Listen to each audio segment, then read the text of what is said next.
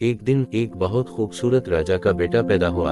इसके माँ बाप ने इसका नाम आमिर रखा, क्योंकि इन्हें महसूस हुआ कि ये बच्चा जिंदगी भर के लिए खुशियाँ और फलाह लेकर आएगा।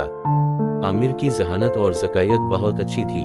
इसने कम उम्री में ही बहुत कुछ सीख लिया था और इसकी समझ-बूझ बढ़ती ही जा रही थी। एक दिन जब वो भाग रहा था, एक गमगीन बदशगम सड़क पर लेटा हुआ मिला। आमिर का दिल दुख से भर गया और इसने इस गमज़दा फर्द की मदद करने का फैसला किया। वो गमगीन शख्स एक आलम का बेटा था जो एक बड़े शहर से गांव वापस आया था। आमिर ने इससे इसके मसाइल को बयान करने को कहा। आलम की मशूरत से आमिर ने एक मुनसिफाना हल तलाश किया जो इस गमगीन शख्स के मसाइल को हल कर सकता था।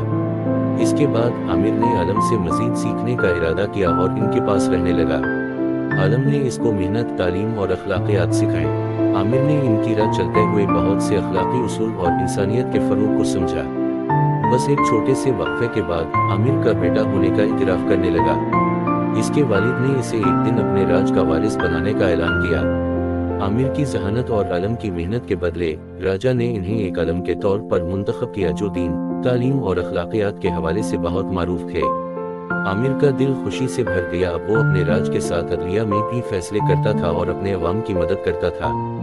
इसकी हुक्मरानी के दौरान अदल और इंसाफ की बुनियाद रखी गई। आमिर एक ज़हीन शहजादा था जिसने अपनी अक्ल, तालीम और इंसानियत के फरूग के ज़राए से अपने राज को अजीम बना दिया। इसकी कहानी लोगों को एक सबक फराहम करती है कि इल्म और अखलाकियात के राह पर चलना अपने लिए बड़ी कामयाबी का बायस बन सकता है।